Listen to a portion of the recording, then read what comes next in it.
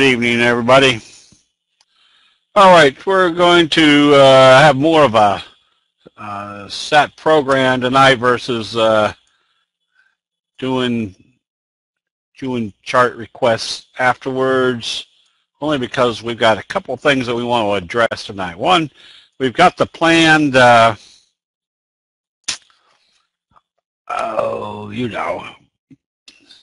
planned, I'm still typing here,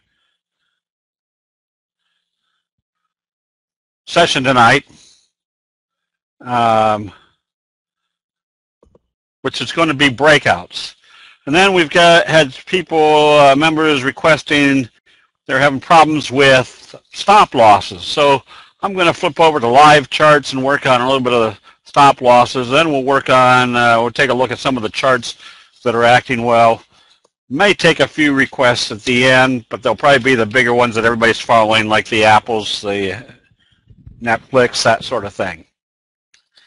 But so we'll get started with doing the breakouts, which are the high profit sessions or the indicators, I don't say trades, that we're all looking for. And basically knowing what gaps are, which are confirming patterns, as well as big breakout gaps. Question is what to do with some of those. And if you go to the definition of a gap represents that enthusiasm where the buying has come in on the next time frame so enthusiastically it doesn't even trade in any of the previous days trading or previous time frame. I'll use the term day as time frame. So what we're looking for are these situations. And is every gap up necessarily the time to be buying? Definitely not. Obviously, if we see a gap up in the overbought condition, that's the time to be looking for selling. However, if we can identify that a gap up has occurred coming out of a pattern, that's when you want to continue to be buying, or continue to be buying. That's clever. You want to continue to be, no, don't want to do that. You want to continue to buy. Because notice our fry pan bottom, cup and handle, slow curve, breakout. Not only did we break out through the 200-day moving average, but we broke out of this level over here, coming out of a resistance level. And then notice what happened on the little scoop type pattern. We broke out again through this level. And where are we in our stochastics when all this is occurring? Pretty much up in the overbought condition. So unlike a candlestick signal, where we want to be buying a candlestick signal in the oversold condition, a breakout of a pattern is probably going to occur in the overbought condition. We're looking for what appears to be a resistance level, and we're looking for that pattern. Notice again our slow curve, and where's the slow curve breaking out? Right here at the 50-day moving average and the top of this congestion or this little slow curve. These are the places where if you're a day trader or a swing trader or an option trader, these are the ultimate times to be buying into these positions. Anytime we can see a resistance level and then that slow curve breakout, that's going to produce a very strong price move. Let's see, is everybody now? I guess somebody might have to help Herb with his sound.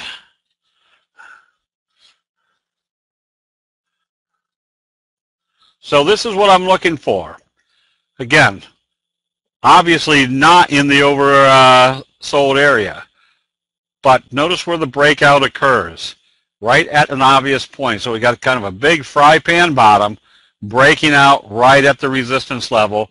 That's a good indication that we're not at the top, but that there's a new dynamic has now come into the into this trade, that there's going to be more upside.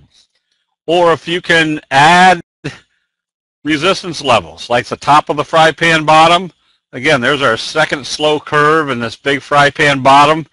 Then you have everything, the more pieces of element or factors that we can put into why we should be buying at this point. Number one, we've had a gap up to the resistance level. Number 2, it did a doji. Number 3, it traded positive after the doji. Number 4, it's breaking out through the 200 and the resistance level, coming out of a slow curve. That tells us there's probably a lot more upside. This is being recorded. A slow curve is just that. Look at that slow curve, and it's not necessarily occurring at the bottom. It's occurring usually a slow curve is defined as having some up movement and then a slow indecisive curve back. You can see this kind of little mini fry pan bottom. That's your slow curve.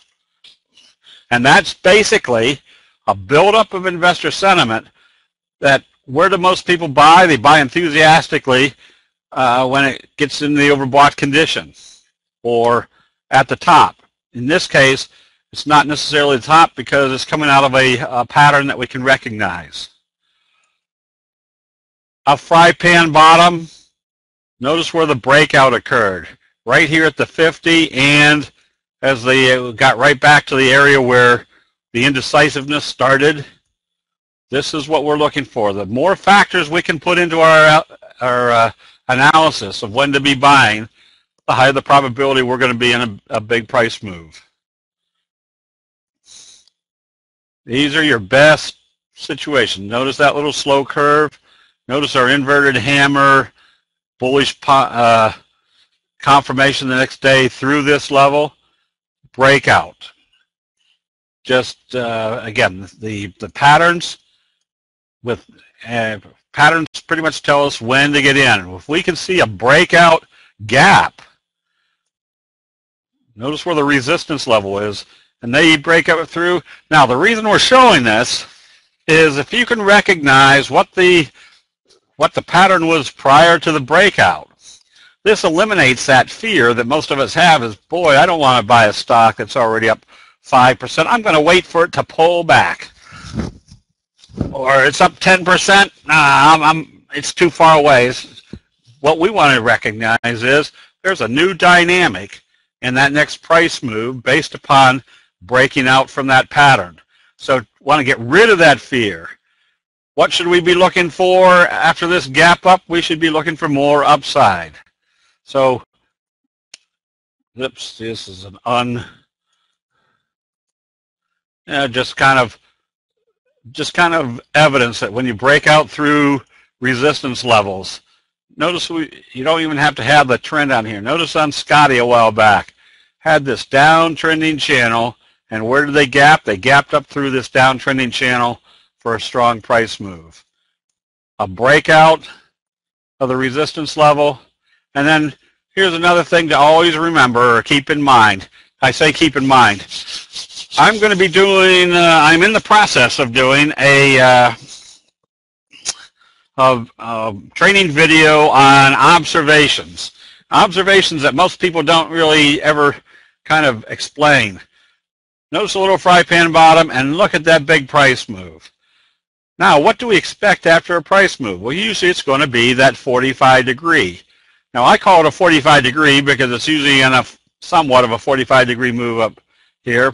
But very rarely do you hear anybody talking about what happens after a big price move. If we can identify a new dynamic in a trend, then we can pretty well identify what or expect some sort of a result. In this case, that 45 degree is a pretty high probability result. Fabio, it doesn't matter what time frame you're using for a breakout. Now, usually breakouts occur on the daily because you have time from the previous close to the next open. So it's usually going to occur when there's a break in the time frames. Now, not very often do you see during the day these big breakouts, but you can on a 5-minute or 10-minute chart if something major happens during the day. Let me see if I can find.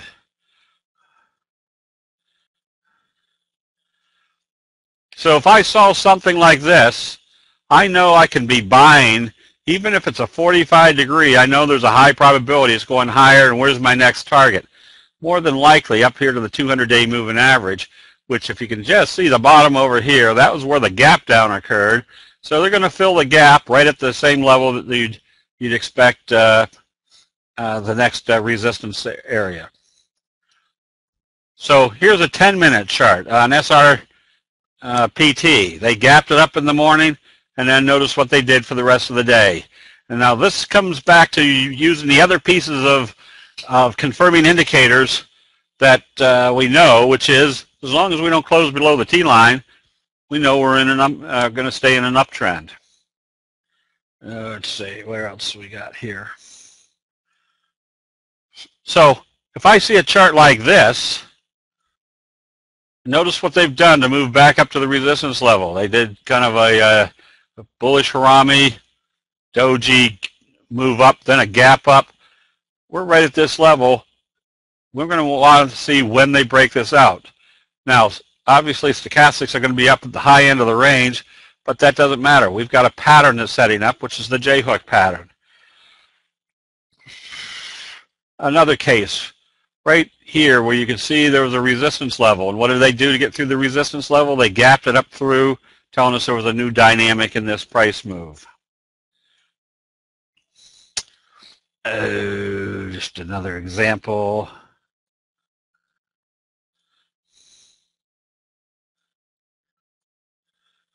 Here's a case too where if we can see kind of a J-hook pattern and a breakout at a resistance level, that's not exuberance at the top. That's telling us that the resistance level is not acting as resistance anymore. And here's a case too where what do you do when you see a big price move and they start selling it off? That's not unusual. But because we have the visual capabilities to see what's going on in investor sentiment, when we see that sell-off, what's this basically tell us? First of all, it tells us they've broken this out on mass enthusiasm to be in this. What's our expectation on that? There's more upside.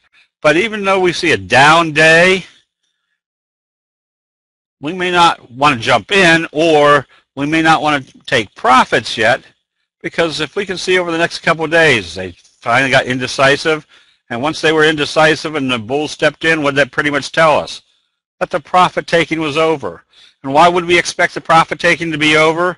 Because this message right here told us there was great enthusiasm to get into this move, even though initially there was profit taking, that there was something there that would created a very strong price move. Do we wait to the end of the day to make sure it's a gap? Money, that's a function of where the gap is occurring, number one. And number two, what the market in general is doing. Obviously, on a day like today, when we saw gap ups and they immediately started selling off, you didn't jump in. The entry strategy at that point would be, if it's gapped up and it started selling off, you don't get ready to buy until it comes back up through that positive open. Is that considered wave 3? I don't know. Yeah, and anytime I see a wave 1, wave 2, expect a wave 3. Again, there's that resistance level, there's that slow curve, and once they got back to the resistance level, what was their reaction? They gapped it through. That told us there's going to be a lot more. What should be the entry stop after a gap up? Oh boy, that's hard to say. Usually you wait to after the gap up price movement has moved around a little bit. Let's say it hit it. A common thing is they sell it off, there's profit taking, and then you start taking it back up again. Well, once they start taking it back up, that tells me the buyers are stepping back in after the profit taking. So then I set my stop at where the low was, because if they took it down, profit taking is over, and they started taking it back up, they shouldn't be taking it back down. If they take it back down again, that means the sellers are still there. You want to be right back out of that trade.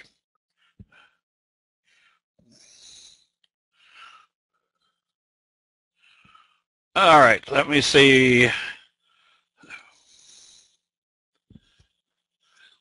So again, this is where, notice we have a doji right here at this level, breakout level. So it makes it very simple. If they open up positive, what's that telling us about the breakout level? It's telling us it's not going to act as resistance anymore. It's time to step in because, number one, price is going to move in the direction of how they open it after a doji. And if they open it positive after a doji at the resistance level, that means that resistance level is not going to act as resistance. So again, with these breakout, what do we expect? Again, here's that 45 degree. A lot of people don't even mention a 45 degree, but it's a very simple process. If there's great enthusiasm, and notice the doji gap up, which is your best friend, what's our criteria after that? You just hang on to this until you see a close, a candlestick sell signal, and a close below the T-line. It's as simple as that. This uptrend will remain in progress until that sell signal and close below the T-line. So with the big gap ups, what does this first big move tell us? That there's a new dynamic in this stock price. Whether you want to consider this a very big fry pan bottom, it basically tells us something has happened here that's completely different than the trading sentiment of this price move for the last 3 or 4 months. This is the type of thing where once you get that identification, now you start using your analysis of where should it not close. It shouldn't close below the T-line. Now look what we have. That little morning star signal, J-hook type pattern. And I use this chart quite often because we made very good money with this. We were in at 15 one day and out 3 days later at 45. Now does that always occur? Definitely not. But if you can recognize when a breakout situation is occurring, using candlestick analysis and candlestick signals, it just puts you in situations where the probabilities of being in a trade like this are greatly in your favor. So I'm basically watching for that big move setup. So if I can see things starting to set up, and notice again where we are in our stochastics, but notice what our analysis is of this chart. There's a big resistance level right here. Now we've got a slow curve. If they open this positive and break through this level, it tells me there's a new dynamic. If they gap it up through this level, it tells me there's no worries about this resistance level anymore, but they really want to be in this trade, and it's going to cause a more upside. What do you know that Nouveau was not an exhaustion gap? How do you know that Nouveau? Oh, I don't even remember where Nouveau was. Because it broke out. It broke out through this resistance level. And it did it with a doji gap up. So that's not exhaustion. That's enthusiasm breaking out through a level. Now that's different than There was a perfect one that somebody was looking at where it had a big move a couple of days ago after a steady uptrend that took it right up to the 50-day moving average. And that big move at the end of the up move told you to start looking for a sell signal, and sure enough, there was a bearish harami a couple of days ago, and it's been selling off, and it was right at the 50-day moving average. I'll see if I can find it. So what we're looking for is that strong price move, doji gap up through a resistance level, which essentially puts us back into our simple analysis of a wave 1, wave 2, and wave 3. The expectation of this move right now, I mean, we recommended WTW not too long ago when it broke out through this level, because this was our expectation that it was going to go much higher. Not long ago, oops, I missed one here somewhere. That's way down there. Not long ago, ACHN, we were buying right here because notice what it did when it broke through this little resistance level. It gapped up through there, gave us a strong price move. Now notice what it's doing. Just a steady pullback. We're still going to watch for that next strong price move that will break this downtrending channel, putting us into the next wave.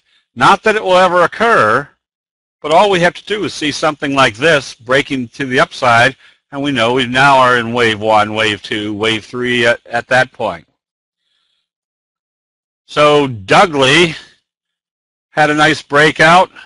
right in this range, and notice what alerted us, this big move, and then they did a little gap up through the resistance level. Gave us a strong price move. Now it's a steady pullback. Same scenario. We're watching to see if they break it to the upside.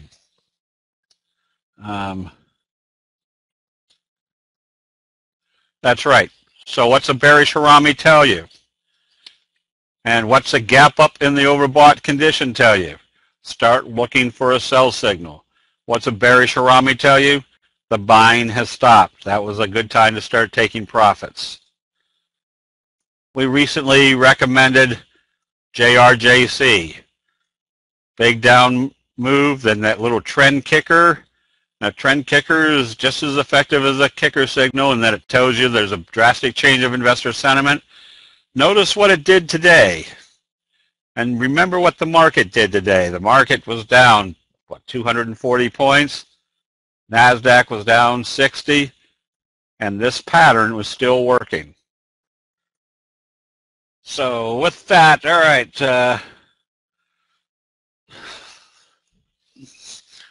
that's all I've got tonight for breakouts. Now I'm going to go to live charts. So Jim, we may have to shut down the things for a minute. Let's go to some live charts. I'm gonna. Oh, okay. Let me do this before any questions on breakout type situations. And the reason we want to demonstrate breakout situations is to get rid of that fear of, boy, I don't want to buy a stock that's already up 7%, 12%, 20%. And one of the comments that you hear so very often is, boy, this stock's up nice. I'm going to wait for it to pull back so I can get into it.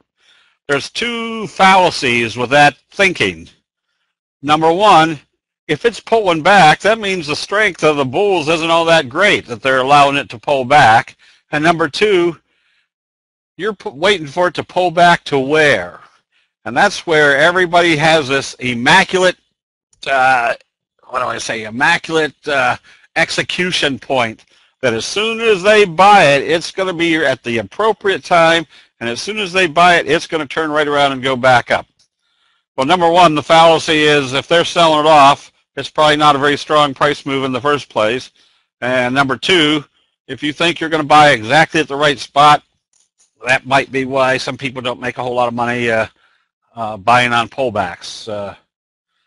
How do you scan for these setups? These setups are usually in our inventory of stocks to watch. This one was being watched because everybody could see that there was a buy signal. There's your left-right combo. Didn't get up through the T-line, but we were watching it. It's in the oversold condition. Then they popped it through on this trend kicker signal. That was our point to start buying. And then notice what it's done over the last few days, the doji sandwich.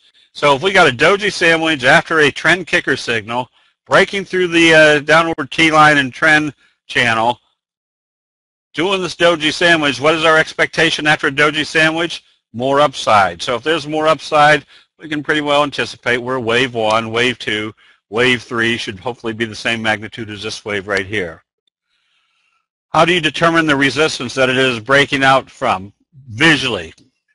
You can see there is the resistance levels are what everybody else is watching. It could be a moving average. It could be a trend line like this. Just something that you can see that every time it gets up to that point, it starts selling off. What happens is the next time it goes through that resistance level, it means they aren't selling off at that point. They're buying it from that point. Do you put a buy stop at the breakout level or wait for the breakout to happen and then buy?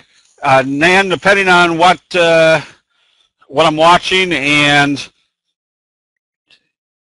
I guess the answer is yes. If there's a breakout point, and a lot of, you'll see in a lot of my either daily or Monday night or Thursday night session stock, and it's moving sideways, but it's still above the T line, I might sell it at this point and then put my buy stop up here, that if it comes back up through that level, it is breaking out. That's when I want to be buying without having to hold it while it's moving sideways. So I will use buy stops at points where it does where it looks like it should be breaking out. What did you see in JRJC to trigger a buy? Right here, the next day they opened it. It closed down here. The next day they were opening at the previous day's open, which meant they were already gapping up. And if they're opening at the previous day's open, what's that telling us? It's telling us there's strength coming in there that we can anticipate probably some sort of kicker type signal. So it was the fact that they were gapping it up above that open, and that open was right there on the T line. They were probably taking it higher, which meant they were probably taking it through the T line. Let's see. What about breakdown? I didn't even have time to get to the breakdown, Sam. That's why we're going to go to the live charts here in a minute. At what point would you get back into Dougley? That's not Dougley. As soon as I see something that tells me it's broken the T line, so I want to see a strong signal, like a kicker signal or a big bullish engulfing, something that's telling me the selling is stopped and they're coming back up through the T line. Let's see, when the XYZ stock relates to something that traded overnight and that moved up overnight, does a gap up in XYZ at the open still count as a good gap up? When the XYZ relates to something that traded overnight and that moved up overnight, does the gap up on the still count? Yes. If they're trading positive after hours, remember, after hours usually has much, much smaller volume, just a teeny percentage of what they usually trades during the day. But if the decision at the open is that they're still opening above or gapping it up, that meant that's where the decision was made. They were gapping it up based upon where everybody during the next day's trading wanted to be buying that stock. So that kind of, if you see it trading up after hours, that should give you a little bit of a hint that maybe they will be opening it up stronger. You just watch it on the open. Do you have scans for these setups? Yes, there are scans for some of these setups somewhere on our website, and all you have to do is cut and paste them. How do you determine the rest of this level that is breaking down? Okay, we did that one. How do you know the gap up, gap in is not a blue ice failure? Jose, I don't understand the blue ice failure is a move up to a support level that now acts as resistance. Can you show an example of an exiting a breakout that did not, yes, remind me. The one that I can think of is BBG. Remind me to do BBG. What is a kicker type signal? A kicker type signal is, where did we say it? Kicker type signal is where it opens here and closes here, then they gap it up above the previous day's open and take it the opposite direction.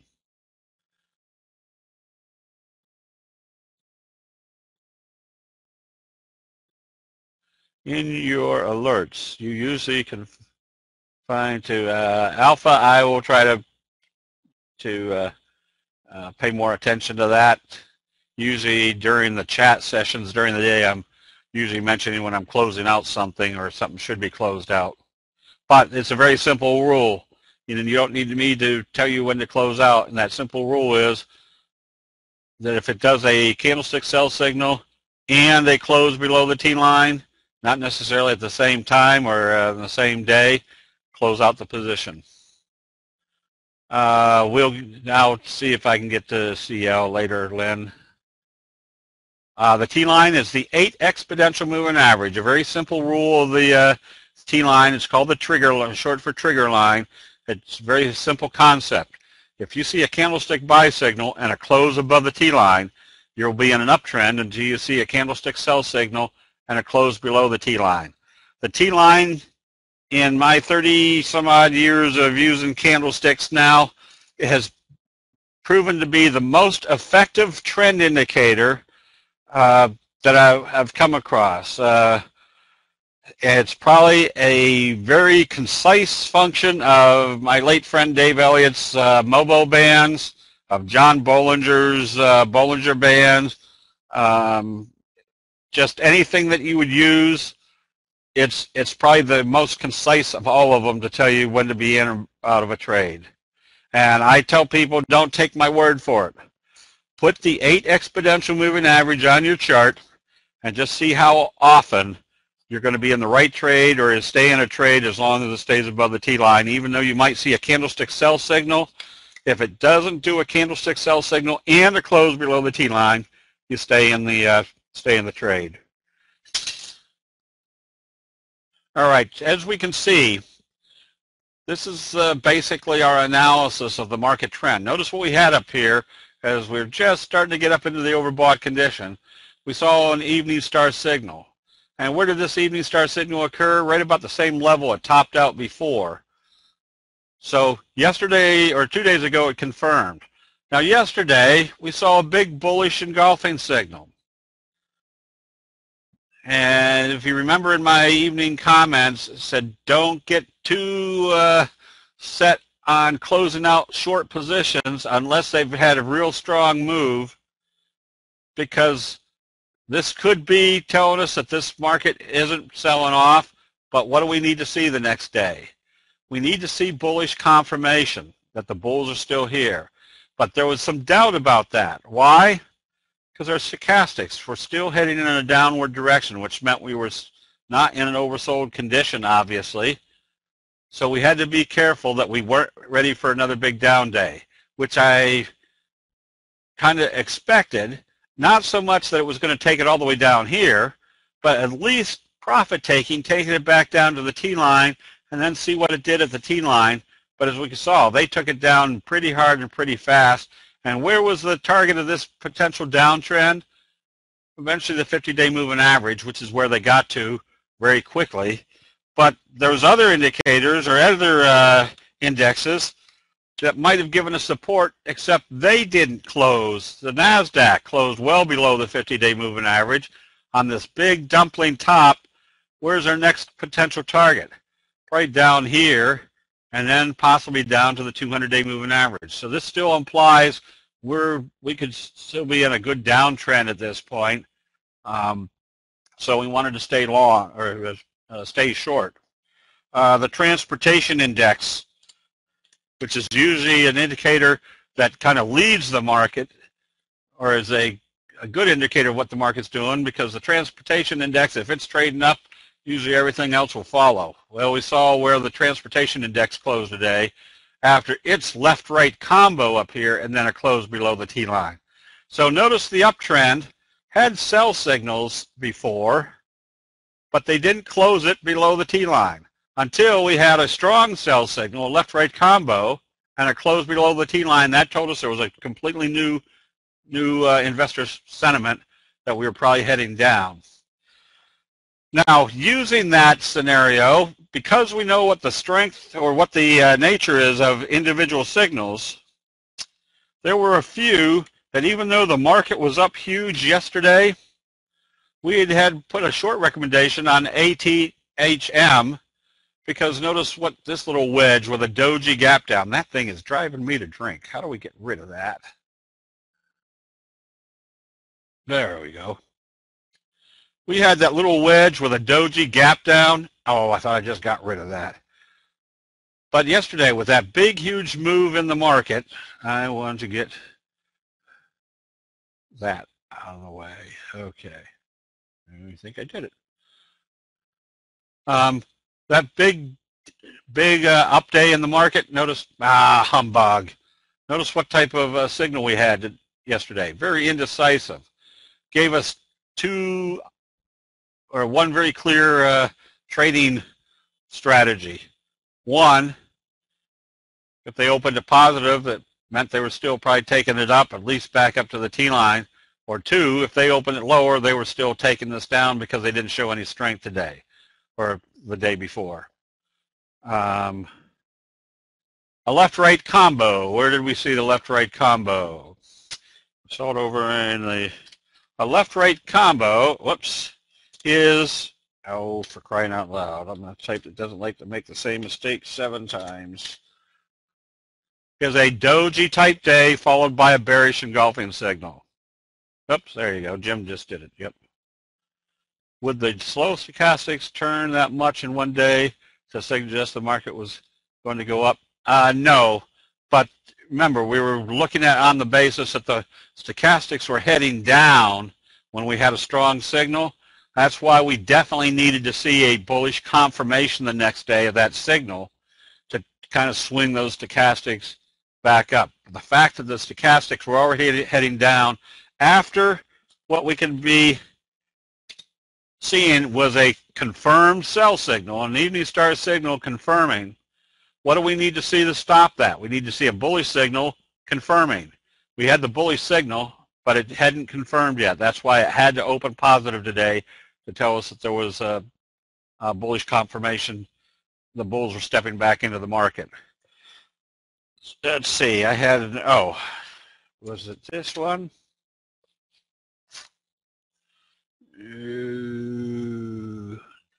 Yeah, was it this one? I had something that was going to make a point. Oh, here was the point where yesterday I did close out this short position because that showed a lot of strength with the idea that if they didn't open this positive and trade it positive, I could always re-short it. Now, this was not a reversal signal. Notice that this is a non-signal. This is just an up day. But it closed right here on the T-line. It could be bouncing back up here. Why take the risk? Close out the position. You can always re-short it if there's a weakness. What do you see for the next couple of days? I think we're seeing that they're selling this market off, and there wasn't anything today to say that the selling has stopped. So that's why anytime you see bullish trading in the morning in a downtrend, you don't get too excited until you get to the end of the day, because you're usually going to see the bulls or the bullish or the covering or short positions early in a downtrend, and then they sell it off later. Just like in an uptrend, they usually selling it off in the morning and then followed by buying in the afternoon. But this is not a true sell signal. No, today wasn't necessarily a sell signal. It didn't need to be. The sell signal is already in. Here's the sell signal. This is just telling us that the sell signal is still in progress. So each day doesn't have to be a signal. It's the signals occurring in the overbought or oversold conditions that are the most important. A candlestick reversal signal is not a reversal signal unless it's occurring at the right place of a trend. What do you do if you get one or two closes below the T-line but no sell signal? I usually close it out and then just wait to buy it back, coming back up above the T-line. The reason for that is even though it's trading below the T-line, it could go lower. But if there's no real sell signal, I don't know how low it's going to go, but I'm expecting it, if there's no sell signal and they bring it back up above the T-line, you want to be buying back in. Let me see if I can,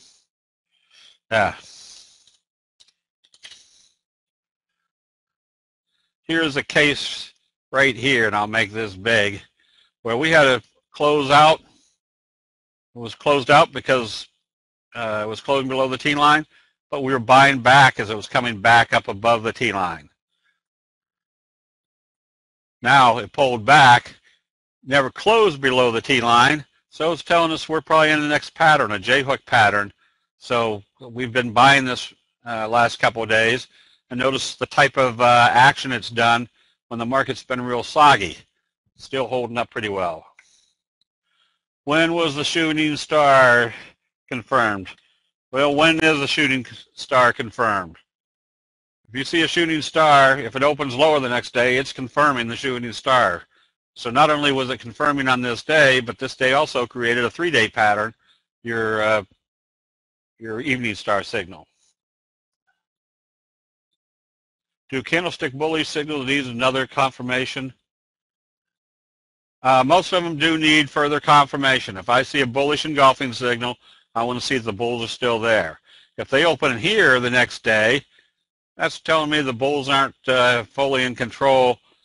It needs to come back up through the top of that candle to tell us that the bulls are still buying. Putin has taken over all American companies in Russia. There's laws say they can do this.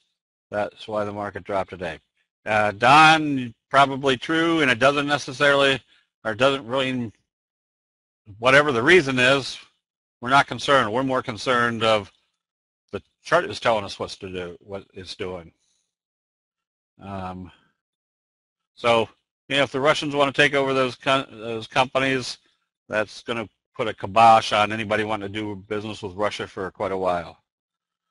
Okay, now I had some illustrations to make, and what were they? One was the G Pro. Again, this is knowing your patterns. There's that fry pan bottom.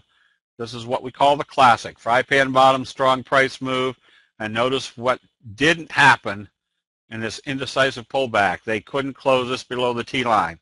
There's your breakout. When they had a strong move above this level, it closed up here today. So where are we in this pattern? Well, if this is wave 1, wave 3 should be that same magnitude. Now, notice what this pattern did over the last few days when the market has been selling off, basically. The pattern is going to be much stronger than what the market conditions are. And the reason for that is the candlestick signals and patterns are the accumulative knowledge of everybody buying and selling during a particular time frame. So if they're buying right here, everybody that's buying also knows the market is selling off. So that information is already built into this pattern. The pattern itself is working. So that's why you always want to stay with the patterns, because patterns will work no matter what the market conditions are doing. The other one. Here it came to me. Unfortunately, I'm working without a script today. There's that. Now, this is a very simple chart analysis. There's your resistance level. There's your gap up. There's your consolidation, and there's that confirmation of the gap up through this resistance level. Now you've had a strong price move. Notice what's happening here. You've got a J-hook pattern. Once again, notice the action of this stock during a day when the markets were selling off. Oh, there you go, BBG, thank you. So when you do have a breakout situation, where do you not want to see this trade? You definitely don't want to see it close back below the halfway point of the candle that told you the bulls were in control. This is a kicker signal, one of your strongest signals. But I say strongest, remember, we're looking at chart patterns that have high probabilities of working. Not high guarantees of working, probabilities. So when they start failing, like when they're closing below the halfway point of a candle, now if this started selling off right away, I'd have used the open of this candle as my stop. But this one had already started moving up 3 or 4 days, telling me the buyers and sellers knew what was going on. But then they started selling it off and closing back below the halfway point of this candle. When it closed below the T-line, it had to open positive and trade positive. The fact that it closed below the T-line was a failure of this breakout. Is a gap, big candle, necessary to signify a breakout at a breakout level? Yeah, pretty much. Otherwise, it's not breaking out very enthusiastically. It's just an uptrend. Yes, Galen, I will get to stops. So this is one that we'd recommended because of wave 1, wave 2, wave 3. The question was, where do I put my stop on this chart? At this point, we've had a little soggy day.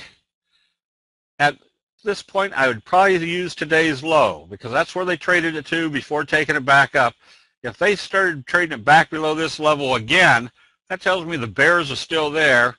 Is it tell me this uptrend's over? Probably not, but it's telling me they're at least going to be pulling it back to the T-line. So I pick a spot that would tell me this is where I don't want to be in anymore, that if this isn't an uptrend, and notice where it closed today. Let me make this a little bit bigger. Not only are we still above the T-line, we're still above the 3T line, which tells us there's still lots of energy in this price move. We shouldn't be too concerned until probably they come back down through this level.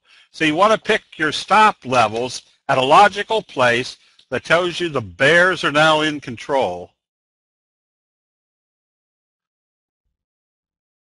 And at that point, it's not,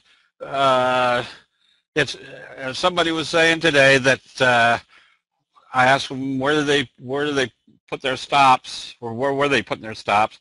They said, well, where I bought it and where I thought it would be a certain percentage loss for me. And the answer to that is the market doesn't give a hoot where you bought it. Either you're buying it, if you're buying it based upon seeing strength from the buyers, you want to pick a point where it shows those buyers aren't in control anymore. Sometimes that is 0.3% below where you bought it. Sometimes that's 13% below where you bought it. It all is based upon the chart telling you where the bulls are in control and where the bears are in control. Just a stronger signal when it does. Stop was probably at the bottom of the bearish engulfing candle. Well, yeah, we didn't have any bearish signal here today, just a down day and an uptrend.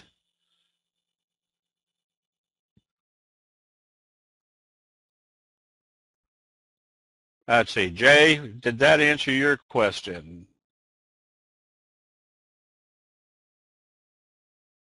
On ones like this, do you move the stop every day? Because I'm sitting here, I'll watch it, but I know where my stop is. Once I get up in the overbought condition, my stop now becomes the previous day's low or the previous day's open. That it shouldn't close back below that level. Do you enter stop orders with broker or simply watch the stop level? All my trades are done electronically, so I just pick a point that says, all right, I want to put a stop at this level because it shouldn't be trading back below this level.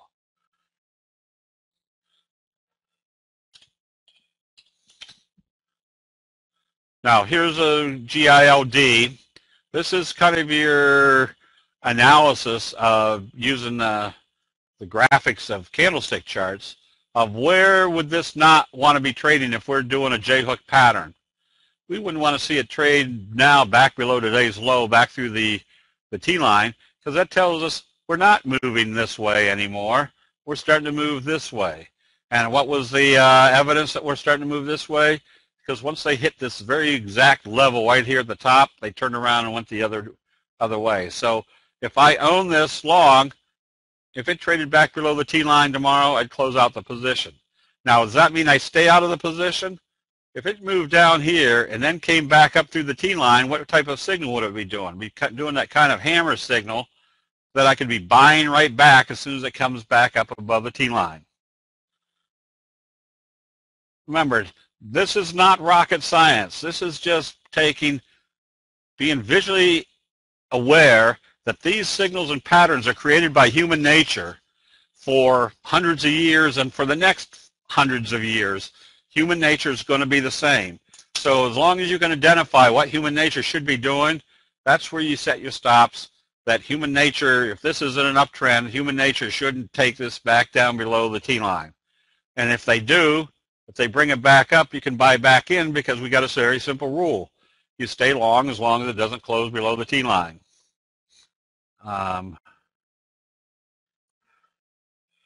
Let's see. Colgate, same situation right here.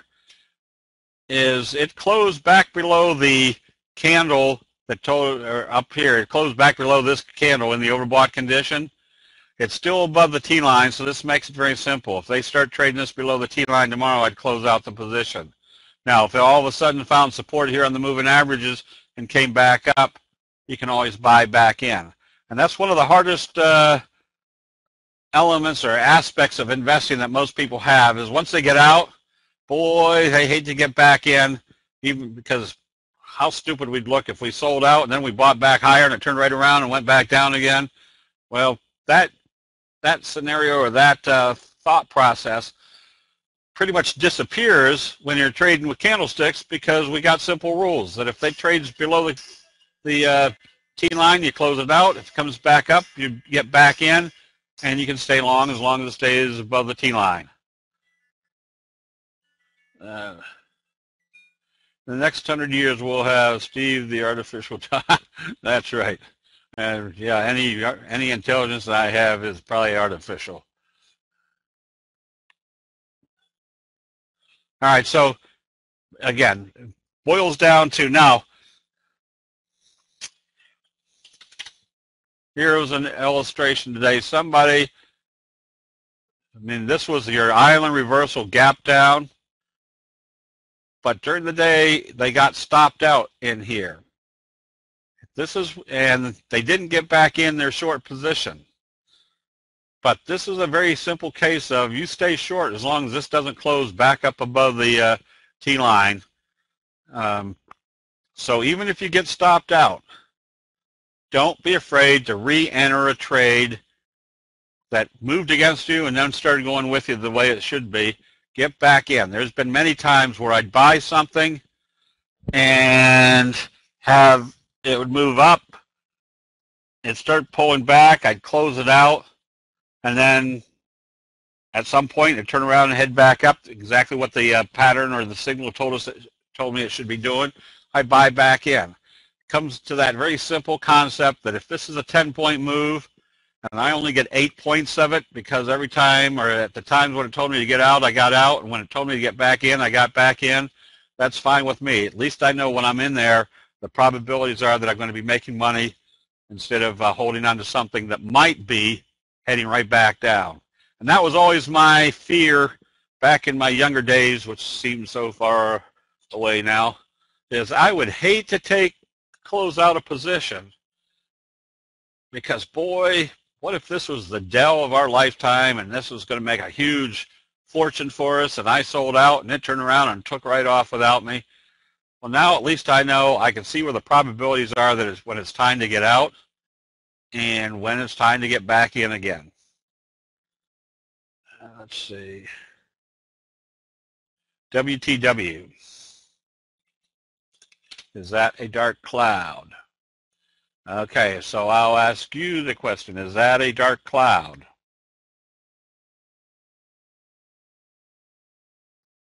Now the answer is no. Remember, this is why you've got six bullish signals and 6 bearish signals. A dark cloud has 2 criteria. 1, it has to open higher than any of the previous day's trading, and 2, it has to close below the halfway point of this candle. This one opened higher, but not above any of the previous day's trading. So it's not a dark cloud. It's just a down day and an uptrend. Do you use candlesticks for options, including spreads? Definitely. Options are nothing more than a method for buying whatever you want to be buying, which is obviously the stock. So if you're buying something, you've got different options on how to buy it. First, you can buy the stock, or you can buy the stock on margin, or you can buy the options, or if you know what your wave 1, wave 3 is, you can do spreads. So definitely use candlesticks to get in the right position at the right time. Again, I don't like to throw these numbers around, but it just illustrates that I've got the little, what do I call my trading account to illustrate the trades, which on June 1st was at $12,500, and on September 8th it was $177,000. Now, we had a good market, but basically I was trading options and commodities to get to that point by using one simple factor. I'm just using the patterns And there's different methods for buying options against your stock. First of all, I've got some very simple parameters. If I'm 3-4 weeks away from expiration, I'm probably buying the calls or the puts outright.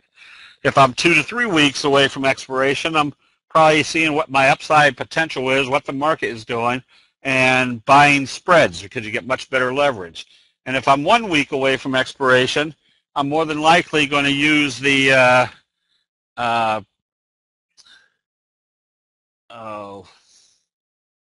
credit spreads to make a little bit of profit, but they're high probability profits. Let's see, what is no?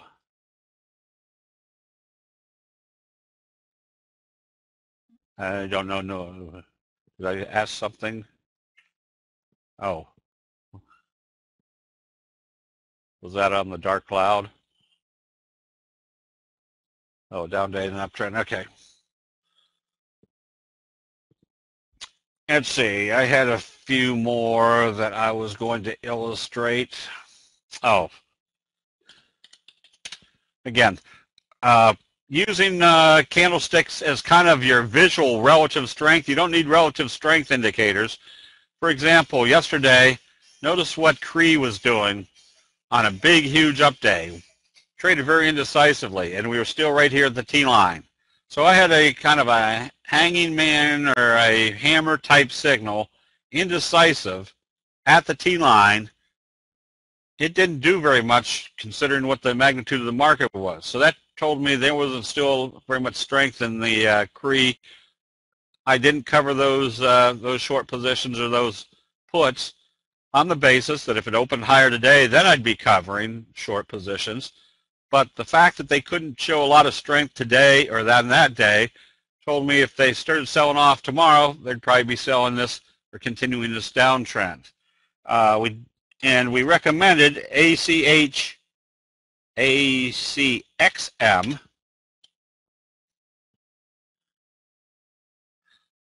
on the basis that there's your left-right combo. Let's make this chart smaller. Notice what your trend is doing. Your trend is heading down. This is just kind of common sense observation. When it came up to the first resistance level, when we're buying right here on your best friend signal, doji gap up, where do you think your first target's going to be? Probably the 50-day moving average. Why? Because everybody and their brother that was buying right here said, well, I'll probably take some profits once it gets to the first resistance level. We can see exactly what's going on at those levels based upon what type of signals are occurring there. A doji followed by a bearish engulfing signal, your left-right combo in the overbought condition at a resistance level. This is the perfect time to go short if it trades weaker, and notice what it did. Open lower and close below the T-line. Stay short. Now, yesterday we had a big, huge day in the market. Let's make this bigger. This wasn't a real enthusiastic day, number one, and number two, they didn't get anywhere close to coming back up above the T-line. So if they opened this and traded this lower, we wanted to be short. Oh, boy. Okay, Anita, with 3 to 4 weeks toward expiration, before we come to expiration, I'm probably long, or I'm just buying the puts or the calls. The reason for that is you don't want to buy a spread too far in front of expiration date because your maximum return is going to be based upon that spread widening to, let's say that if you're buying a spread that's five points apart, your maximum return is going to be $5. But if you're buying that 4 weeks out and the price moves in the direction you expect it to, you're not making very much money because both of the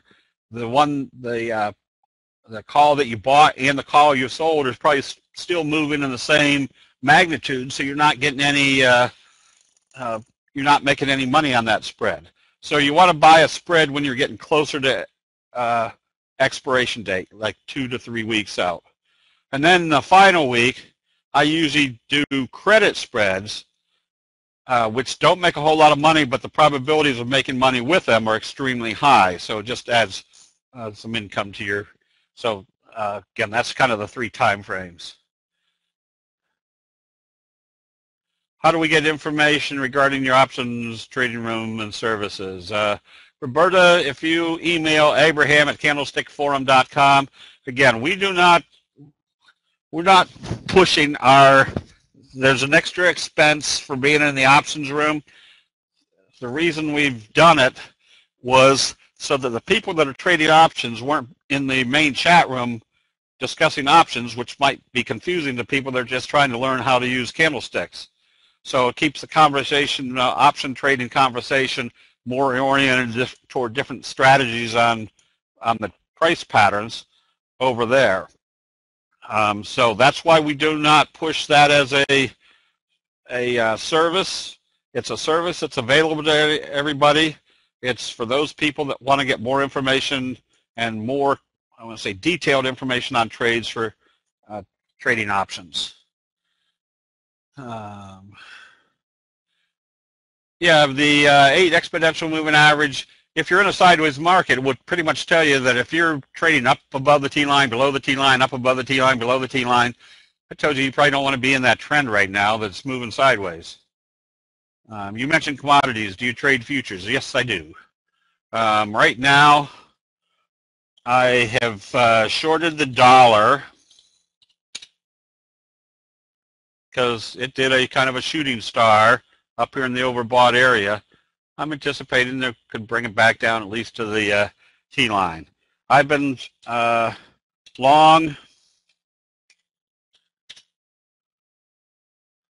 live hogs, and right now I'm long, but just about ready to, I closed out the position. It looked like it was going to come back up above the T-line today, but they're trading it lower, so I'll probably close out that position again. But notice right here, made very good money shorting hogs all the way down. Very simple. You go short. If you see a candlestick sell signal, there's your left-right combo and a close below the T-line. And notice what they couldn't do the whole way down. Couldn't close it back up above the T-line until this point. And when they did, what happened then? You were in an uptrend until you saw a candlestick sell signal and a close back below the T-line. How do I get the option chat room or the stock chat? Taz, the stock chat room is just part of the regular membership, and then the option chat room is an extra fee. We are going to be bringing in some professional traders. First of all, we've got some very good traders in the options room as it is right now. Don M. will show you the formulas that he uses for spreads. Nora is an excellent trader. Big Al's an excellent trader. So you got people that you can throw ideas back and forth with and talk different strategies. Again, we don't push that service because that's just an added service, but we will be having some professional traders coming in to throw out different strategies themselves and help people with setting up their strategies. No, I don't buy that far out. If I'm buying a call, it's based upon the charts telling me what's going on right now. So I'm usually buying the closest expiration date. Now, if expiration date is a week away and I see something that looks like it has a good strong uptrend, I will probably then go out 5 weeks to the next expiration date.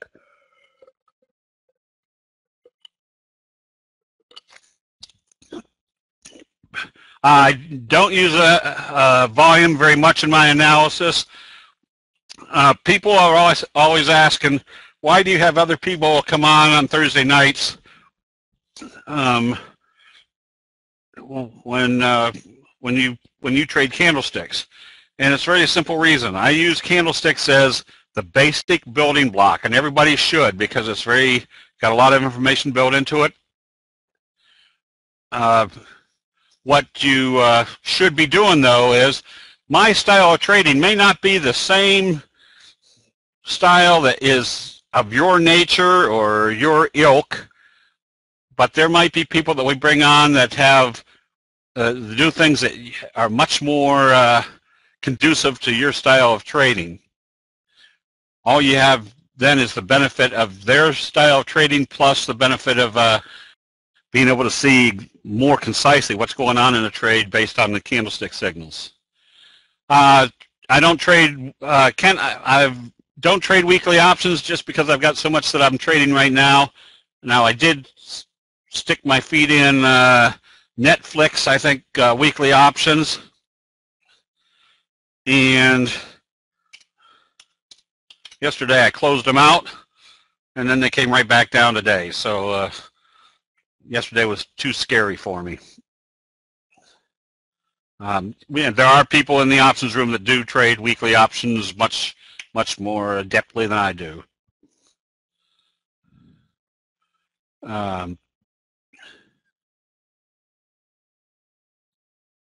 AXM short may hit support 10 cents below double bottom. Would you still consider short?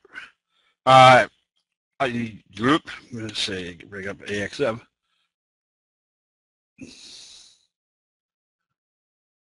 Is this the,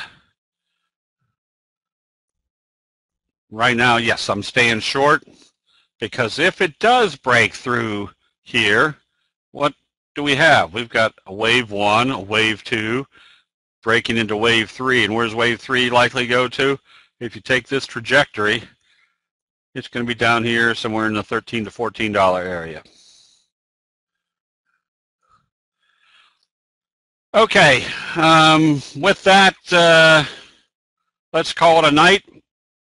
Do you do IPOs? No, because IPOs are, you don't have anything. I'm basically buying based on candlestick charts, and there's no chart on an IPO.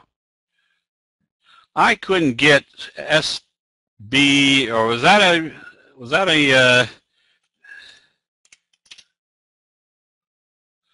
oh, okay. That's why I couldn't get it a couple of days ago, because it wasn't even out yet. Yeah, there's nothing here. Basically, what we're analyzing is what a chart is telling us, and an IPO, you just don't know what's going to happen. For example, look what happened with Facebook.